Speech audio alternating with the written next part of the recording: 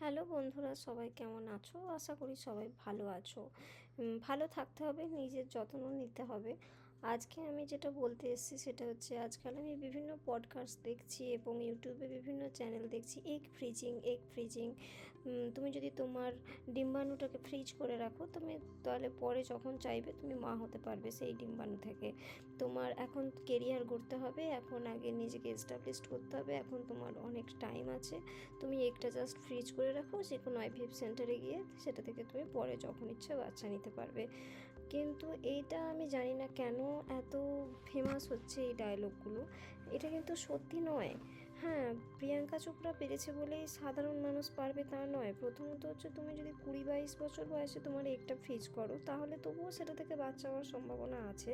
কিন্তু তুমি যদি অলরেডি 34-35 বছর বয়সে গিয়ে তুমি যদি ডিসিশন নাও, হ্যাঁ আমি এবার এগ ফ্রিজ করবো, দিয়ে আমি 45 বছরে বাচ্চা নেব, সেটা অতটা সোজা নয়। প্রথমত হচ্ছে যে বয়স বাড়ার সাথে সাথে এগ ফ্রিজ করলে সেই এগের কার্যকারিতাগুলো কমে যায়।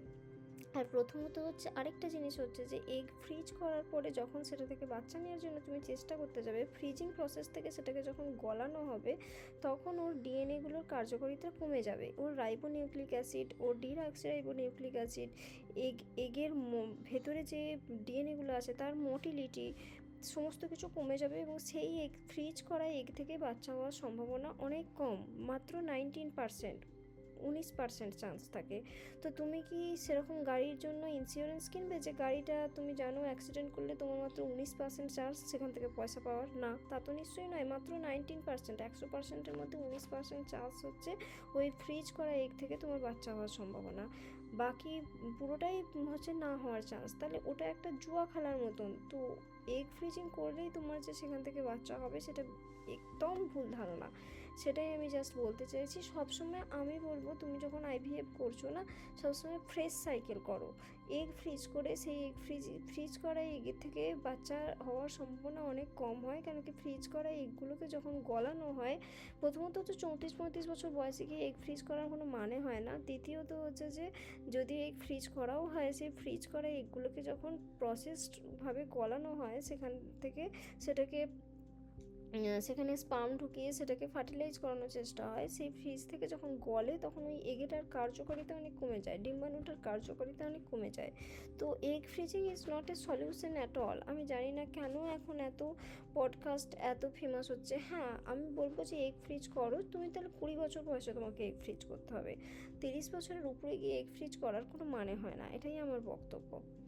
তো আমি আমার যা ইউএসের ডাক্তার, ইন্ডিয়ার ডাক্তার সবাই আমাকে যা বলেছে, সেটা থেকে আমি এটাই মানে এই সিদ্ধান্তেই উপনীত হয়েছে যে egg freezing is not a solution. Egg freezing is solution if you do that when you are 20 years old only, not when you are 30 or 35। তো যদি করতে হয় তো তাড়াতাড়ি করো, আর না হলে 35, যদি তোমার অলরেডি 35 বছর বয়স হয়ে থাকে, তো সেক্ষেত্রে আমি বলবো আইভিএফ করতে গেলে, বা সেক্ষেত্রে আমি বলবো যে বাচ্চা নেওয়ার চেষ্টা করতে গেলে তোমাকে ফ্রেশ এগ বার করে সেটাতে স্পার্ম ঢুকিয়ে সেটাকে ফার্টিলাইজ করে সেখান থেকেই তোমার বাচ্চা নেওয়া উচিত। তো এগ কখনো আইভিএফের জন্য ইউজ করো না গো। এটুকুই বলার ছিল। আশা করি আমি সাজেশন দিইনি, অ্যাডভাইস দিইনি, আমার টোনটা যেন সেরকম না হয়ে গিয়ে থাকে। আমি জাস্ট আমার এক্সপিরিয়েন্সের কথা তোমাদেরকে শেয়ার করলাম, আর আমাকে ডাক্তারেরা যা বলেছিল সেগুলো তোমাদের সঙ্গে শেয়ার করলাম। তোমরা এটাকে অন্যভাবে নিও না। এখন এত পডকাস্ট দেখি এগ ফ্রিজিংয়ের উপর, সেগুলো দেখে আমার ভীষণ বিভ্রান্ত লাগে। আমার মনে হয় ইয়াং জেনারেশনকে বিভ্রান্ত করছে এই পডকাস্টগুলো। সেটার জন্যই আজকের এই করা। আশা করি তোমরা ভালো থাকবে, নিজের যত্ন নেবে। Thank you.